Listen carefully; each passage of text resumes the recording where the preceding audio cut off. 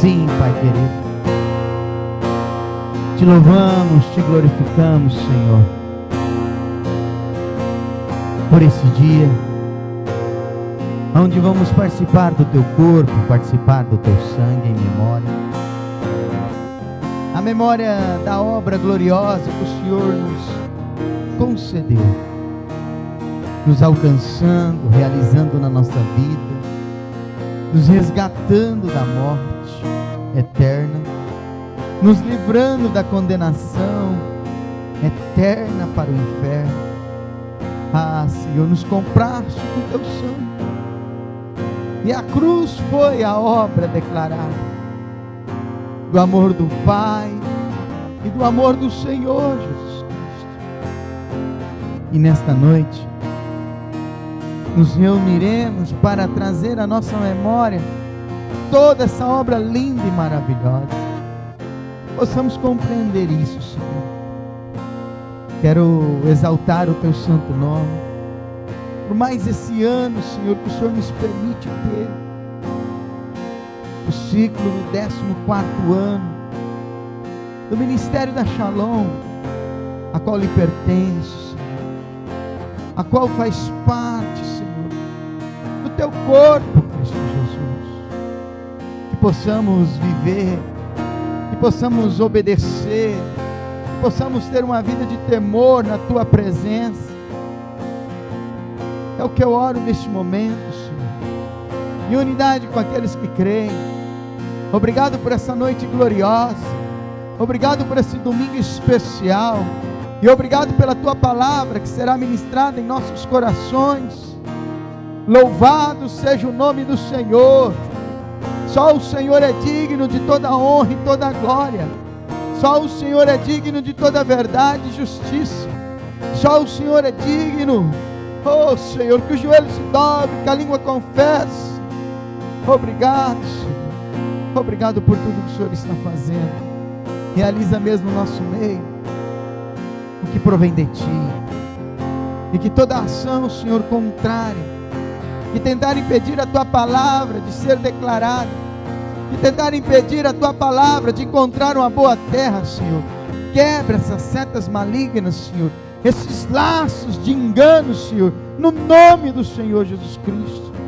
Dissipa, Senhor, da mente e dos corações toda a incredulidade, e que tudo seja para a Tua honra, Tua glória, Tua verdade e Tua justiça. E a igreja que crê, diga graças a Deus, diga amém, Jesus, e vamos dar uma linda salva de palmas para o Senhor Jesus Cristo, porque só Ele é digno de toda a honra e toda a glória.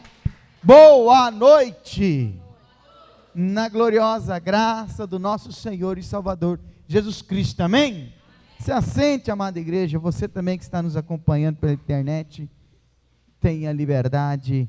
Já aproveita, pega a tua Bíblia aí, você que trouxe a sua Bíblia, no Evangelho de Marcos, capítulo 8. E o versículo, pastor? Que coisa maravilhosa. 27. Antes desse versículo, nós sabemos que Jesus Cristo em Betsaida cura aquele cego e fala para ele não voltar mais para a aldeia, mas ir para a sua casa, para a sua, junto da sua família. E pediu para ele não passar mais naquela aldeia. E é interessante que o texto continua dizendo o seguinte, versículo 27 do Evangelho de Marcos, capítulo de número 8. Mas aqui, ó, bem aqui, ó, desse cantinho aqui tem um QR Code, tá? Tenha liberdade, se você sentir no coração, de semear, tá bom? Você que está nos assistindo pela internet, tenha liberdade, se você for tocado pelo Espírito Santo, de semear neste ministério, tendo a convicção que esse ministério é terra fértil, tenha total liberdade, em um nome do Senhor Jesus Cristo, amém? Vamos para a mensagem? Mas antes eu gostaria que você curvasse um pouquinho a sua cabecinha e nós pudéssemos orar um pouco. Pai querido, em nome de Jesus, colocamos diante de Ti a Tua palavra, colocamos diante de Ti aquilo que vai ser ministrado nesta noite, colocamos diante da Tua presença, Senhor, aquilo que o Senhor vai trazer para nós, através da Tua Escritura Sagrada. Prepara o nosso coração com essa boa terra. Não permita distrações, Senhor, no nosso meio. Não permita os nossos pensamentos ficarem vagando, Senhor. E não permita o nosso coração ir para lugares distantes, Senhor. Que tanto a nossa mente e o nosso coração agora, Senhor, tenha a mesma atitude que Maria um dia teve na Tua presença. Quando o Senhor ali entrou na casa deles, ela simplesmente assentou do lado do Senhor, aos pés do Senhor, e quis ouvi-lo. Que assim seja na nossa vida nesta noite, Senhor. Que nós tenhamos o coração de Maria nesta noite, Senhor. De não ir para lugar nenhum com a nossa mente e o nosso coração. Ficarmos firmes e focados aqui, na Tua palavra, aqui na Tua casa de oração. Esta é a minha oração, Senhor. No nome do Senhor Jesus Cristo, na Tua presença, meu Deus e meu Pai. Amém? Então olha o que a Escritura Sagrada diz aí no versículo 27. Nisso, Jesus e os seus discípulos deixaram a Galileia e saíram para as vilas de Cesareia, o quê? De Filipe. Enquanto caminhavam, ele perguntou-lhes: quem o povo pensa que eu sou? Que estão eles dizendo a meu respeito? Alguns deles diziam que o Senhor é o João Batista. Responderam os discípulos. E outros diziam que é Elias. Ou alguns outros, ou algum outro profeta antigo. Então ele perguntou: quem vocês dizem que eu sou? E Pedro respondeu: glória a Deus por isso. O Senhor é o Cristo, ou seja, o Messias, o ungido. Mas Jesus ordenou-lhes que não contasse isso que a ninguém. Olha que coisa interessante. A Escritura Sagrada diz que quando eles saíram da Galileia, Jesus continuou fazendo as suas visitas com seus discípulos e saíram pela vizinhança e pelas vilas da região de Cesareia de Filipe. E no caminho, enquanto eles estavam caminhando, indo para as regiões, para falar do Evangelho e do Reino dos céus, a Escritura Sagrada diz que Jesus fez uma pergunta para eles. E Pedro na hora respondeu que ele era Cristo. A Escritura Sagrada diz que alguns discípulos disseram: o Senhor é o João Batista. Outros, o Senhor é Elias. E outros estão dizendo que o Senhor é um profeta antigo aí. Mas Pedro, com o coração enfatizado, com o coração realmente firme e crendo, disse: o Senhor é Cristo. O Senhor é o Messias, ungido, o Salvador. Ou seja, Pedro estava dizendo: toda a palavra de promessa que eu tenho contato, falou a respeito do Senhor. Toda a Escritura Sagrada falou a respeito do Senhor. Os profetas antigos falaram a respeito do Senhor. João Batista falou a respeito do Senhor. Elias falou a respeito do Senhor. Ou seja, todos aqueles que dizem que o Senhor pode ser João Batista, pode ser Elias, pode ser os profetas, Todas essas três personagens falaram a respeito do Senhor. Todos esses três homens falaram a respeito do Senhor. Todos eles declararam a respeito do Senhor. E por isso que eu digo que o Senhor é Cristo. As pessoas não tinham conhecimento ainda de quem era Jesus Cristo. Mas Pedro, pelos lábios dele, deixou muito claro e declarou quem era Jesus Cristo: o Messias, o ungido, o Salvador. Ou seja, tu és Cristo, aquele a qual viria para salvar a humanidade. Então, amada igreja, entenda isso. Pedro aqui não tem dúvida de quem é Jesus Cristo. O nosso coração não pode ter dúvida nenhuma de quem é Jesus Cristo. Você pode estar andando e caminhando por aí, e uns falarem de Jesus Cristo de uma forma, outros falarem de Jesus Cristo de outra forma, outros acharem que Jesus Cristo é assim, mas você tem que ter convicção, como teve Pedro naquele dia, de quem é Jesus Cristo. Ele é o Messias, o Salvador, ele é ungido, e ponto final. Entenda isso.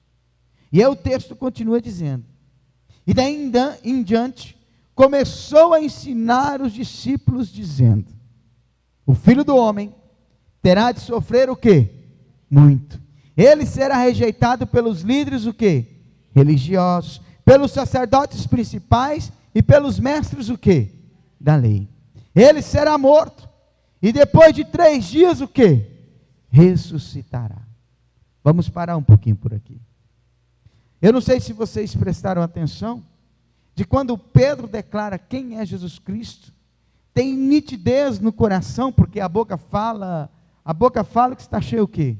O coração. Então Pedro aqui tem nitidez de quem é Jesus Cristo. A partir do momento que Pedro declara quem ele é, Jesus Cristo começa com muita clareza dizendo o que irá acontecer com ele. O que iria acontecer com ele. Quando eu tenho nitidez no meu coração de quem é Jesus Cristo, o reino começa a ser revelado a mim. Eu vou ter clareza no meu coração. Eu vou ter clareza de quem é Jesus Cristo e como é o reino dele. Eu vou ter nitidez na minha vida. Ou seja, o reino começará a ser revelado. A palavra ficará mais nítida, transparente, clara para mim. Eu não terei dúvida quando eu olhar para a palavra, porque ela realmente vai me consolar. Ela realmente vai me ensinar. Ela realmente vai trazer a estrutura necessária que eu preciso para viver obediente e servo de Jesus Cristo, para que eu possa, o dia que Jesus Cristo voltar e o meu fôlego de vida for tirado, eu possa ter uma vida eterna com Ele. Então, a partir do momento que vem essa clareza no coração de Pedro, Jesus Cristo começa com muita nitidez falar tudo a respeito dele. Quando eu tiver essa clareza de quem é Jesus Cristo no meu coração, e não houver dúvida, e como que eu meço essa dúvida? E como que eu meço essa clareza? É simples. Aqueles que ouvem a minha palavra e me obedecem, Jesus Cristo diz o quê? É os que me amam. Isso é muito claro. Quando eu tenho nitidez de quem é Cristo Jesus, eu não tenho dúvida em obedecê-lo. Eu não tenho dúvida em amá-lo. Eu começo a tirar todas as coisas que possa fazer eu tropeçar da minha vida. Eu começo a abandonar tudo aquilo que pode fazer eu ser vagaroso a conhecer as Escrituras Sagradas.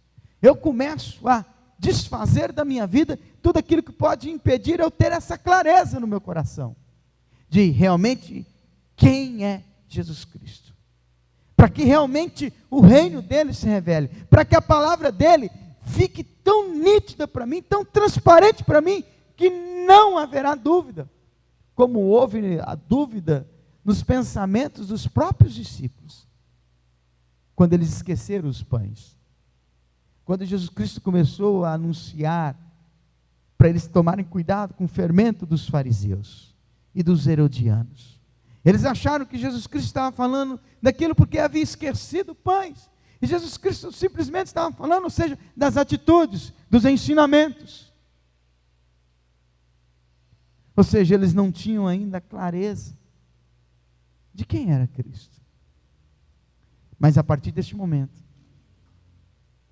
quando Pedro faz essa declaração, Jesus Cristo tem a certeza e a convicção que estava na hora de mostrar para eles o reino, de revelar para eles a palavra, de revelar para eles qual era o futuro. E aí Jesus Cristo começa a falar que o próprio povo dele ia rejeitá-lo, que os próprios doutores da lei que falavam, ensinavam e anunciavam ele, iam rejeitá-lo, que aqueles a qual ele veio, a qual ele fazia parte, ou seja, essas pessoas que perseguiriam Jesus Cristo, que queriam a morte de Jesus Cristo, que levariam ele para a cruz, eram as pessoas que todos os sábados, ou nas esquinas ou nas praças, ou nas suas próprias casas, falava do Messias, falava do Cristo, falava do ungido, ensinava ele. E quando ele se depara diante deles, o desejo deles é matá-lo. Simples. O coração não tinha clareza e pureza para reconhecer que Jesus Cristo era Senhor. Eu penso que para comigo, uma coisa minha, é muito simples de entender isso. Sabe por quê? Porque eles tinham uma noção, uma estupidez visual, de que Jesus Cristo ia vir com muito, vamos dizer assim, abastado. Um rei assim, maior que Davi, maior que Salomão. Alguém que viria e uniria a nação, e eles iriam destruir o Império Romano.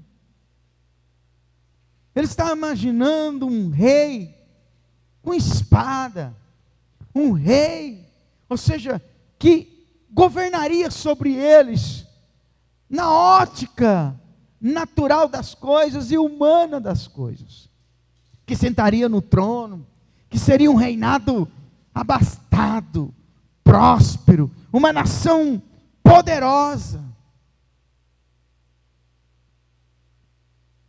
E quando Jesus nasce, ele nasce no ventre de uma mulher que para eles era uma mulher muito simples.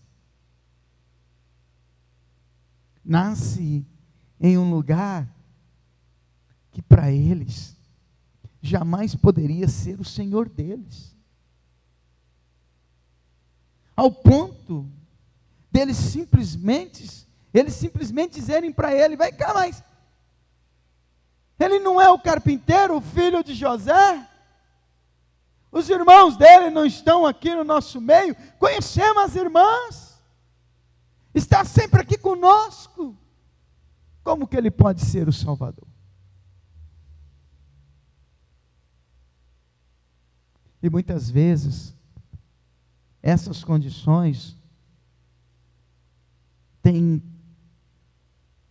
prejudicado a nossa vida com Jesus Cristo, porque elas têm contaminado o nosso coração. Essas pessoas negaram Ele e levaram Ele para a morte, odiaram Jesus Cristo, porque Ele veio para nos resgatar. Mas o grande problema aqui foi o ódio dessas pessoas por Ele. Sabe por quê? Porque olhava para Ele na condição da estrutura natural e diária da vida dele.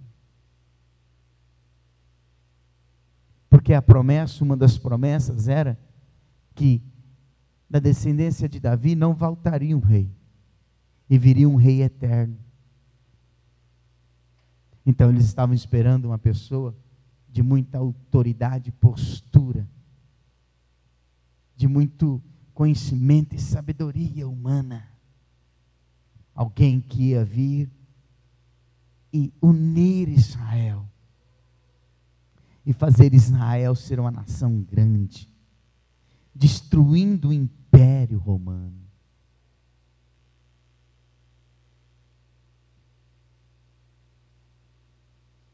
E eu e você podemos estar cometendo isso, esses erros. E aí a Escritura Sagrada não vem com clareza para o nosso coração. Aí a palavra não nos consola, não nos corrige e não nos exorta. Aí a palavra não limpa o nosso coração, nem a nossa mente. Aí a palavra não traz a estrutura necessária que precisamos. Aí o oleiro não pode nos moldar. Sabe por quê? Porque estamos esperando algo que não é a realidade espiritual, que não é a verdade do reino. Entenda isso.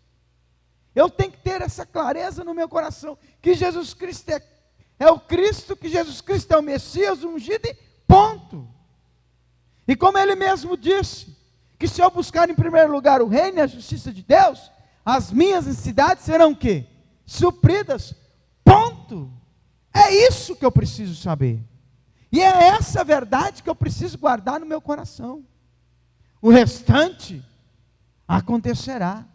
O que mais importa para mim e para você é o nosso nome escrito no livro da vida. O que mais importa para mim e para você é a nossa alma curada, sarada, liberta, e que um dia, eternamente, estaremos nas moradas celestiais. Então olha o que aconteceu.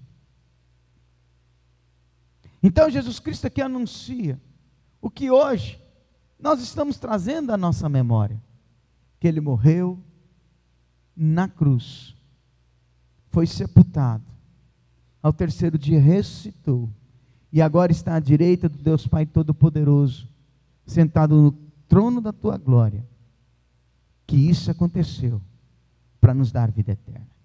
Esse texto aqui, ó, é o que nós estamos trazendo à memória hoje, mas vamos continuar.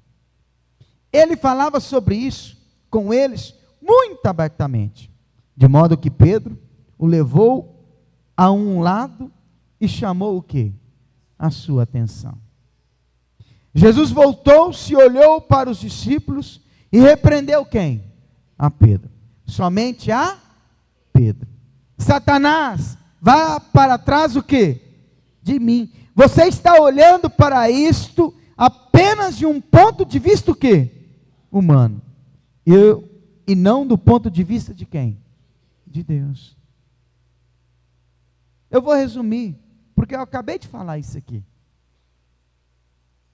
Quando Jesus Cristo começou a anunciar o que ia acontecer com ele, o que Pedro fez? Quis impedir a obra do Senhor. Vocês estão entendendo? Ou não? Ou seja, pouco antes, para Pedro, Jesus Cristo era o Messias, o Salvador. Quando Jesus Cristo começou a mostrar o cenário, quando Jesus Cristo começou a mostrar o futuro, quando Jesus Cristo começou a mostrar a verdade, quando Jesus Cristo começou a mostrar o que realmente iria acontecer, quando Jesus Cristo começou a trazer clareza e a desnudar o reino dos céus, Pedro fala para ele: Jesus, não, contigo não vai acontecer o quê? Isso. E Jesus Cristo olha para os discípulos e repreende quem? Pedro. E chama Pedro o quê? Chama Pedro de quê, igreja? Satanás. Inimigo do reino. Ou seja, quando as coisas começaram a clarear, quando as coisas começaram a acontecer, quando a verdade começou a ser anunciada, Pedro esquece da verdade que ele mesmo falou. E assim está acontecendo com muitos. Quando Jesus Cristo começa a mostrar o estado da nossa vida, a gente quer correr dele. Quando Jesus Cristo começa a mostrar que nós estamos indo por caminhos errados,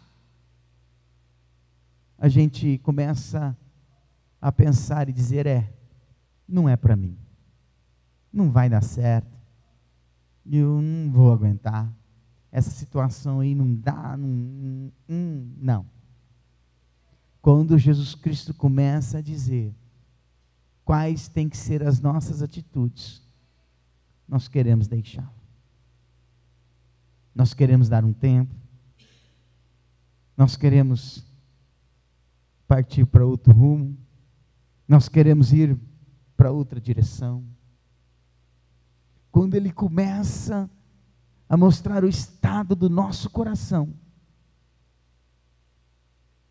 nós queremos fugir. Quando ele começa a mostrar o estado dos nossos pensamentos, nós não aceitamos. Foi o que aconteceu com Pedro. Depois da fala de Pedro, Jesus falou, agora é a hora. Eu vou mostrar as coisas futuras para eles. Eu vou começar a mostrar a respeito do reino. Como é o reino dos céus e como ele tem que acontecer. Quais são os princípios dele, do reino dos céus. E quando Jesus começou a abrir o coração, quando Jesus começou a falar a verdade, Pedro já esqueceu daquilo que ele tinha acabado de falar. Pedro já esqueceu da verdade que tinha acabado de falar. E disse para Jesus Cristo, isso não vai acontecer contigo.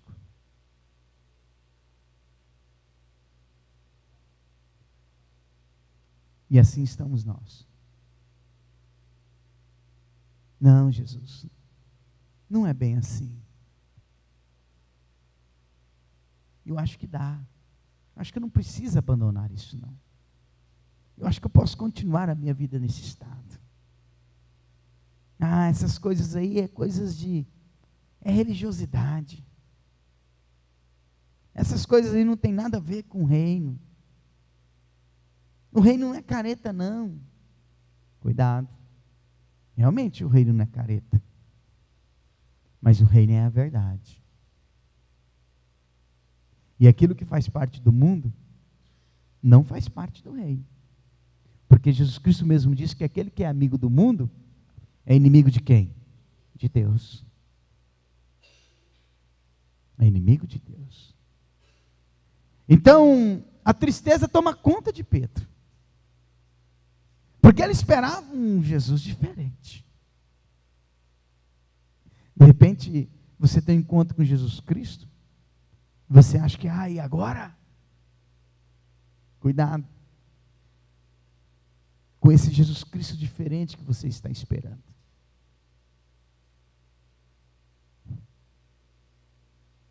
Cuidado. Ele não veio para fazer você andar por sobre as nuvens. Ele não veio para fazer você bater os seus braços e voar. Ele não veio para você. Não. Ele veio para nos salvar. Ele veio para nos curar. Ele veio para nos dar vida eterna. Cuidado em ter uma estrutura, imaginando Cristo de uma maneira que a própria palavra diz que não é assim.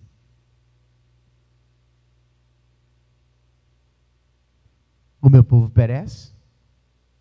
Por quê? Porque não conhece as Escrituras. E nem quem? O poder de Deus. Vamos continuar.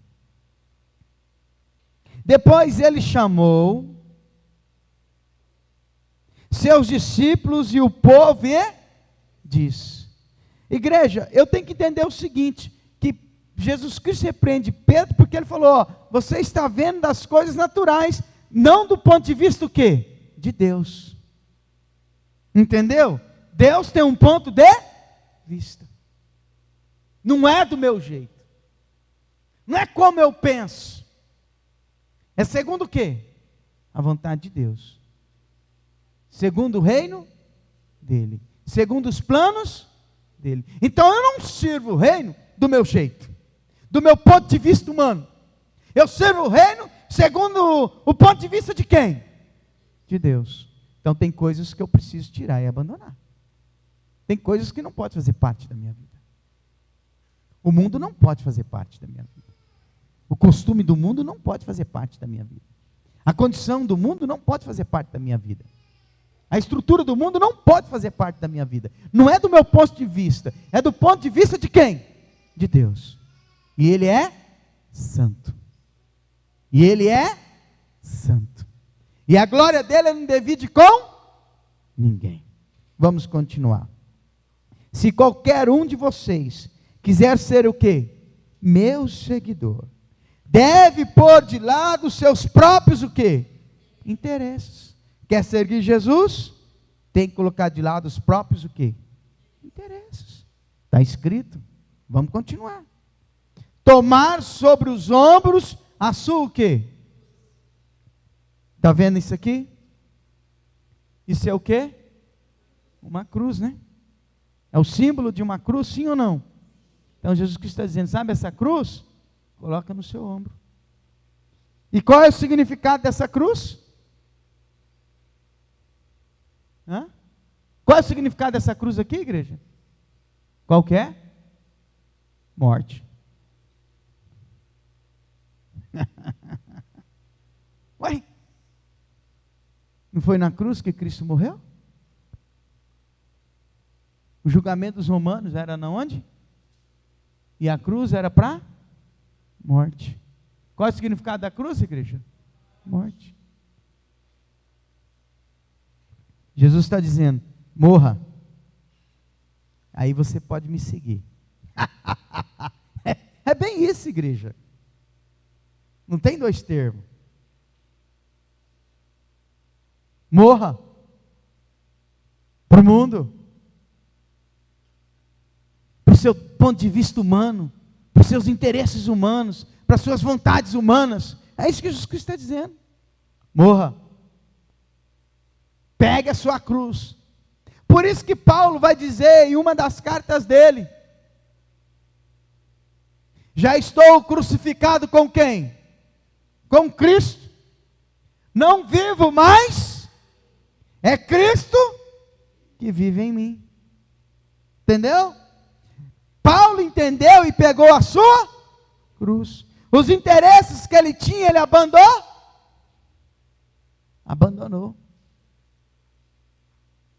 O ponto de vista humano que ele tinha, ele abandonou. Não é do jeito do meu interesse, não é segundo o meu ponto de vista, é segundo o ponto de vista de quem? De Deus. E o ponto de vista de Deus hoje está dizendo para mim e para você: se você não experimentar a morte para o mundo, abandonando seus próprios interesses, abandonando seus próprios pontos de vista humano, você não consegue me seguir. E quem não segue, não é o quê? Discípulo. Se você insistir em salvar a sua própria vida, é interessante que, se eu insistir em continuar caminhando com Jesus Cristo, segundo os meus interesses, Jesus Cristo está dizendo, você a perderá. Sabe o que foi dito agora mesmo atrás aqui, alguns minutos atrás? Essa foi a ação de Pedro.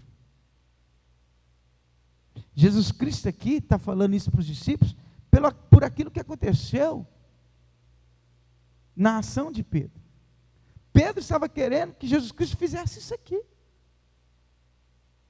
Jesus, salva a sua vida da cruz. Jesus, não, vamos arrumar um meio, uma condição, para que os doutores da lei, os religiosos, os escribas, os fariseus, não lhe persigam, Jesus. Jesus, muda o seu discurso. Jesus, faz amizade com eles. Jesus, não dá nada não. Misturar o interesse humano, o ponto de vista humano, com o ponto de vista de Deus, Jesus. Jesus estava dizendo, olha, se eu seguir o conselho de Pedro, até eu vou perder a minha vida. Entendeu? Vocês estão entendendo, amada igreja? Até eu vou perder a minha vida. A minha vida, ela tem que parar lá na cruz. Jesus Cristo estava dizendo, eu vou parar na cruz. E se vocês quiserem ser meus seguidores, parem lá também. Caminhem para a obra da cruz. Não tem jeito, igreja. Ou nasce de novo, ou perde tudo. Não tem jeito. Ou experimenta a novidade de vida, ou vai perder tudo. Até aquilo que eu acho que eu estou salvando com as minhas atitudes. Entendeu? Sabe aquela mãozinha que vai lá e sempre coloca a mãozinha? Até os benefícios que eu acho que eu estou fazendo para os meus filhos, eu estou fazendo eles perderem a vida. Porque o único que salva é Jesus Cristo.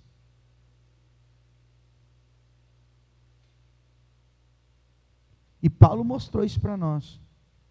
Quando ele pegou todos os diplomas dele e rasgou. Considerou nada. Lançou fora. Esterco. Sabe o que eu aprendo com a atitude de Paulo? Que reconhecimento humano e condição humana não me dá vida eterna. A minha faculdade de teologia não me leva para o céu. Entendeu? Quem me dá salvação, quem me leva para o céu, é o único caminho, verdade e vida. E quem ele? Inclusive tem umas camisetas aqui, ó. Só existe um caminho. Quem? Jesus. Entendeu, amada igreja? A minha sabedoria humana não me leva para os céus. O meu conhecimento humano não me leva para os céus. É isso que o texto está falando conosco hoje. É esse o discernimento do Espírito Santo para a nossa vida. Se eu continuar a minha vida do meu ponto de vista humano, eu vou perdê-la. Mas se eu começar a ter uma vida do ponto de vista de Deus, obedecendo, temendo, amando e praticando e vivendo, pode ter certeza, a minha vida será salva. A sua vida será salva. Vamos continuar para nós terminarmos.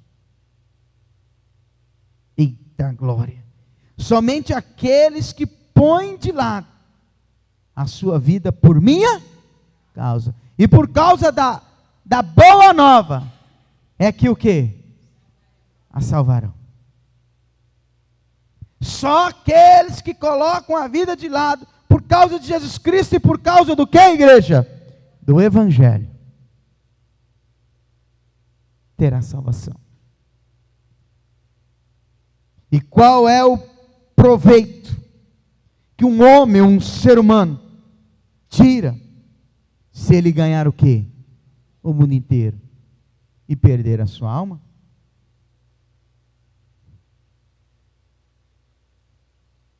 Não adianta eu ganhar o mundo inteiro e a minha alma ser o quê?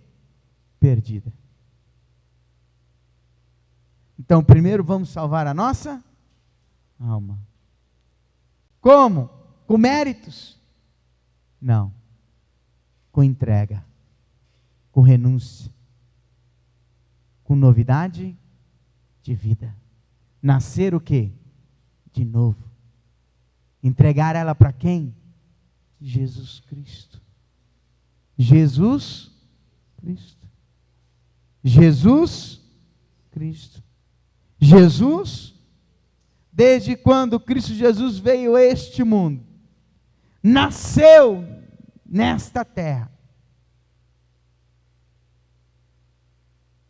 o ser humano ganhou o direito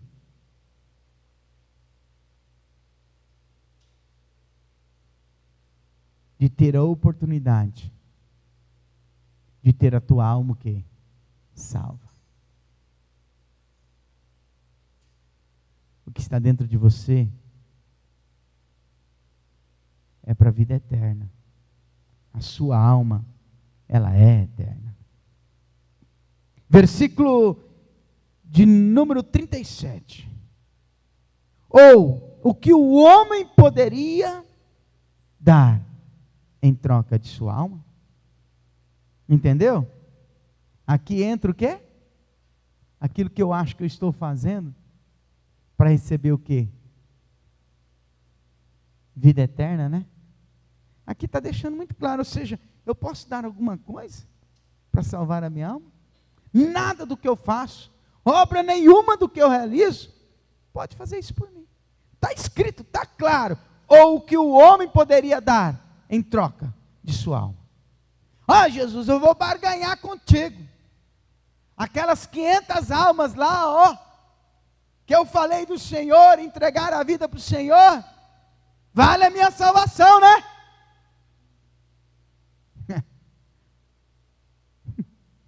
Tolo. Hoje mesmo, vão pedir a sua alma.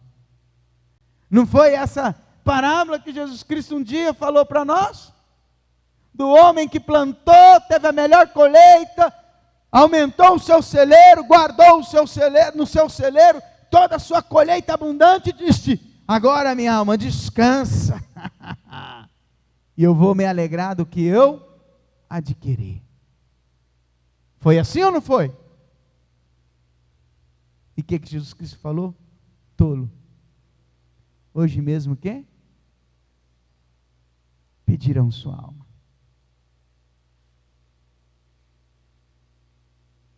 Você achou que poderia fazer alguma coisa e trocar pela sua alma? Nada do que a gente faz pode ser trocado para salvar a nossa alma. Se fazemos é por Ele. Se temos, foi Ele que permitiu. Porque tudo é dele. E tudo é por Ele. E Ele continua dizendo: e todo aquele que se envergonhar de mim e da minha o quê? Mensagem. Nesta geração de incredulidade e pecado, o Filho do Homem se envergonhará dele quando voltar na glória do seu Pai. Com quem? Os santos anjos.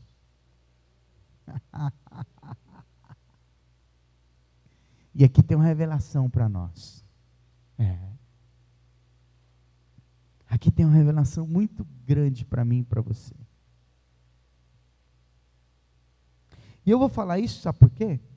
Porque isso faz você ficar tropeçando, caindo e querendo parar tudo. Tem pessoas que pararam de semear o evangelho por causa disso, que eu vou falar agora. Sabia? Tem pessoas que pararam de falar de Jesus Cristo para os outros por causa disso, que eu vou falar agora.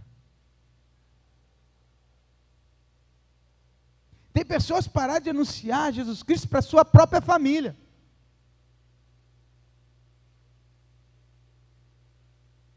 Tem pessoas que considera e diz que ama e está indo para o inferno. Eu vou repetir esse último versículo aqui, que eu acabei de ler. E todo aquele que se envergonhar de mim, e da minha o quê? Nessa geração, fala, nesta geração, de incredulidade e pecado, o Filho do Homem se envergonhará dele, quando voltar, na glória do seu Pai, com os santos anjos. O que o senhor vai falar, pastor? É simples.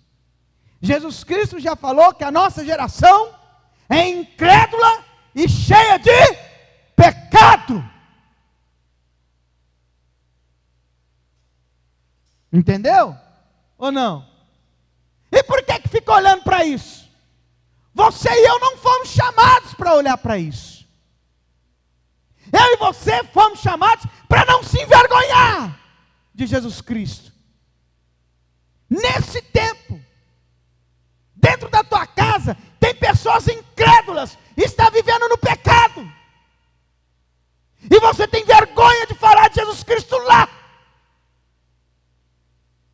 E aí você fala para você mesmo, não vou falar, ele não quer ouvir, não vou falar, ele não está nem aí, não vou falar, ele não está nem aí, ele não se importa, não vou falar, ponto de vista humano, está igual Pedro, sai daí, Satanás. É isso que você tem que falar para a sua mente, é isso que você tem que falar para o seu coração, sai daí, Satanás. Vou falar sim, porque Jesus Cristo já falou, que a geração que eu habito é incrédula e cheia de pecado, é incrédula e pecadora, mas se eu me envergonhar dele nessa geração de incredulidade e pecado, ele se envergonhará de mim quando ele voltar. Aí eu não prego, aí eu não vivo, aí eu não anuncio, aí eu não vivo, aí eu não prego. E Jesus Cristo está falando, eu vou envergonhar de você.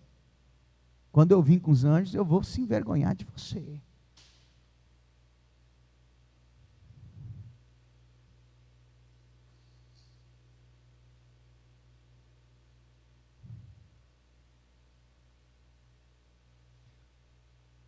É ruim falar da gente, sabe? Mas quando eu entreguei a vida para Cristo e depois eu tive contato com a Marlene, a primeira coisa que eu perguntei para ela é se ela estava vindo para a igreja. E a segunda coisa foi convidar ela.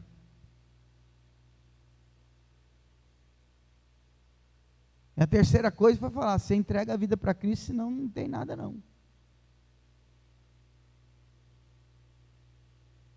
E a quarta coisa, sabe qual foi? Eu falar para Jesus Cristo, já que o Senhor quer que eu case com ela, converte ela. Não vou casar com ninguém que é incrédula, não. Enquanto esses processos não aconteceram, a gente não começou a namorar, noivar e depois casar. Tem gente que antes de dar bom dia já está beijando. Sai, Satanás.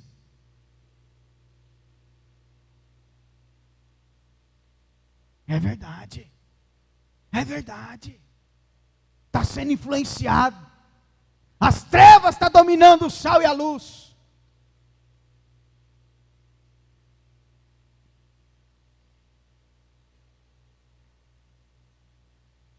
Jesus hoje falou para mim e para você, não se envergonhe de mim não, hein? Porque se você se envergonhar de mim, eu vou me envergonhar de você.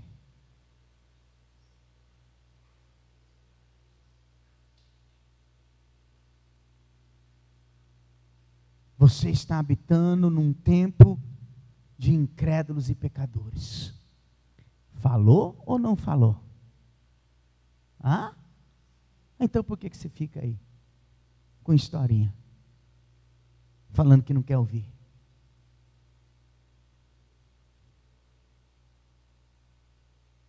Hã? falando que não dá certo. Fulano nunca vai aceitar. Quem disse que não?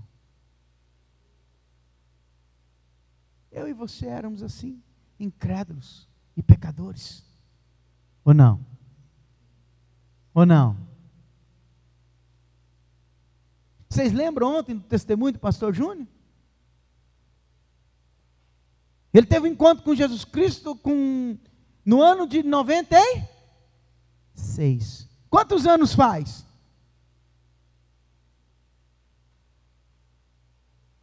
Hã? Quantos? 28 anos, né? Ou não? Sim ou não? E ele só tem 28 anos? E ele nasceu num lar cristão.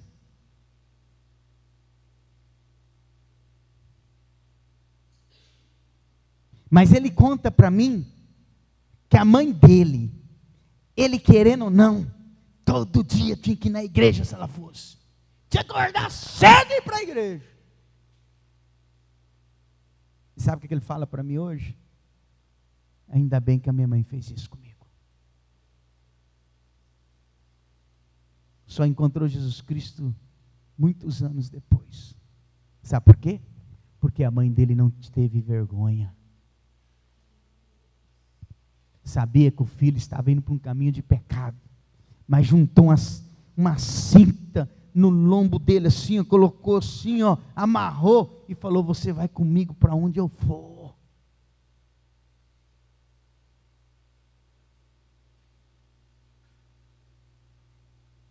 Mas cadê a autoridade para fazer isso, né? Porque ele também fala para mim que a mãe dele era uma mulher de oração e fé.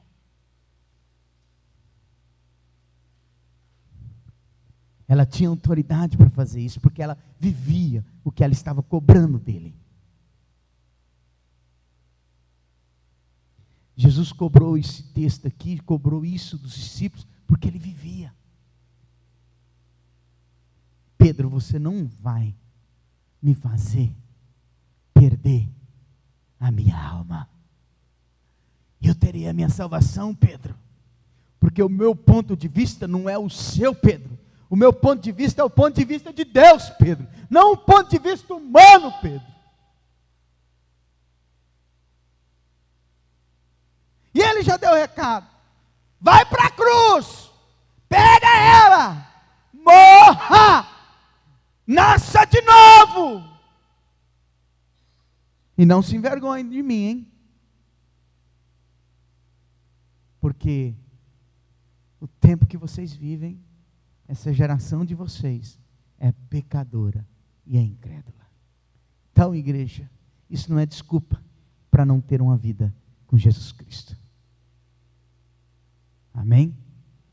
Coloque-se de pé, vamos orar. Tem pessoas que estão precisando de conhecer a vida eterna. Tem pessoas da minha família que precisam conhecer a vida eterna.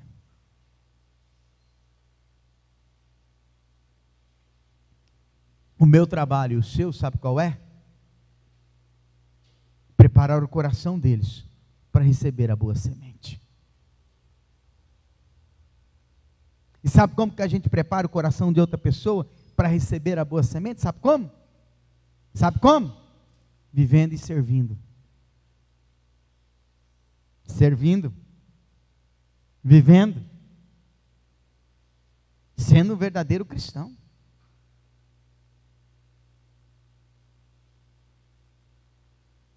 Sendo um verdadeiro cristão. Amém? Glória a Deus por isso. Por favor, dê uma